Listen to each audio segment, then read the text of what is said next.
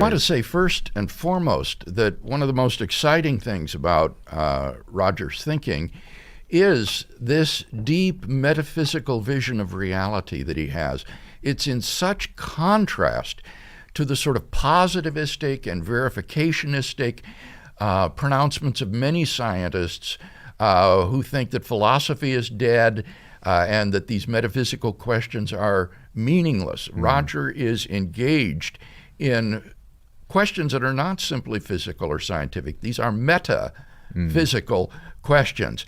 And I think that the fundamental issue that is raised by this tripartite metaphysics is the ancient philosophical problem of the one and the many. That is to say, what is the underlying unity of these three seemingly disparate realms of reality, the mental, the abstract, and the physical? These realms of reality are so different, so causally unconnected, it seems, that one wonders what is the underlying unity for all of these.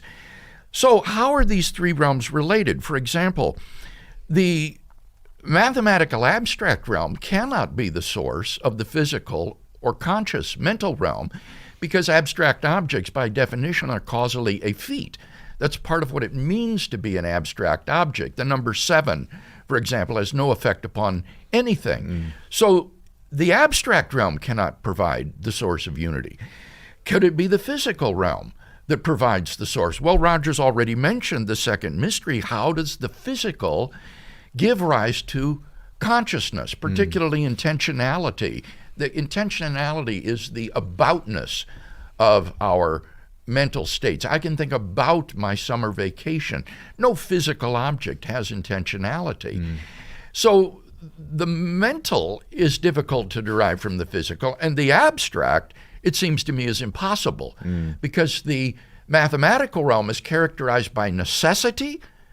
These are logically necessary truths, and by its plenitude. There are infinite realms of mathematical objects.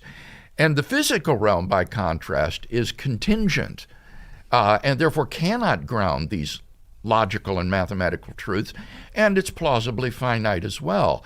So the physical can't be the support. Now, what about the mental? Could the mental be the source of these other two realms?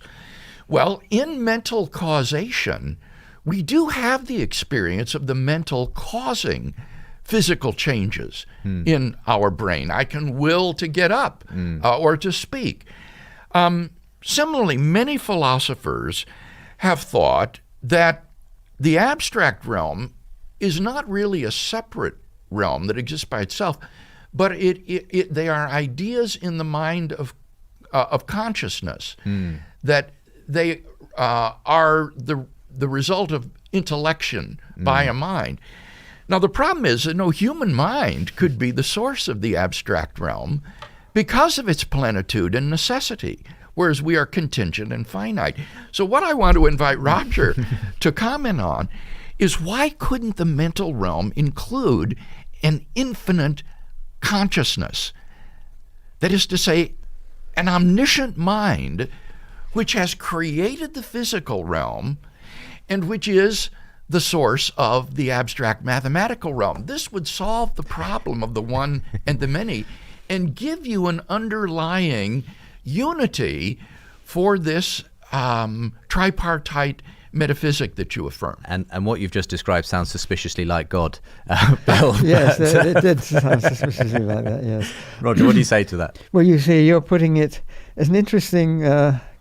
you're putting it in the mental world, if you like, whereas I tend to put it in the Platonic mathematical world. You see, that I don't quite see why.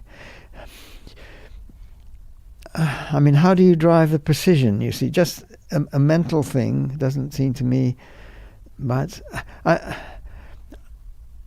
don't quite see why it helps, if you like. I mean, you can postulate a super mental being or something.